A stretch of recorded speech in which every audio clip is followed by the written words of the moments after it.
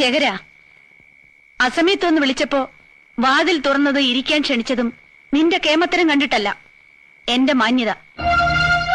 മുഖം കറുത്ത് എന്തെങ്കിലും പറയാൻ ഇടവരുത്താതെ പോവാൻ നോക്ക്. വേണ്ട, നാട്യമൊന്നും എന്റെ അടുത്ത് വേണ്ട. നീ ഇപ്പോൾ അഹങ്കരിക്കുന്നുണ്ടാവും നീലകണ്ഠനെ വീഴ്ത്തിയെന്ന്. 10 ആളിന്റെ ബലവും ഇരുട്ടിന്റെ മറവും ഇല്ലാതെ നേർക്ക് നേരെ നിനക്കൊരു ചുക്കം ചെയ്യാൻ കഴിയില്ല.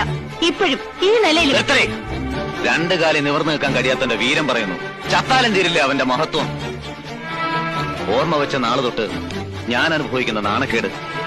കളിപ്പന്ത് കളിക്കുന്ന മൈതാനത്ത് അമ്പലക്കുളത്തി മുങ്ങാങ്കുഴിയിടുമ്പോ എന്നെ തോൽപ്പിക്കാനായി എന്നും അവനുണ്ടായിരുന്നു. ഇപ്പോ നിന്റെ രൂപത്തിൽ അവൻ എന്നെ ജയിക്കുകയാണ്. ഇല്ല, അവന്റെ നാശം, ഇഞ്ചിഞ്ചായി ചതഞ്ഞുള്ള അവന്റെ മരണം കാട്ടിത്തരാൻ നീ അടക്കമുള്ള എല്ലാവർക്കും. ഇനി എനിക്കത് വ്രതമാണ്. നോക്കിക്കോ.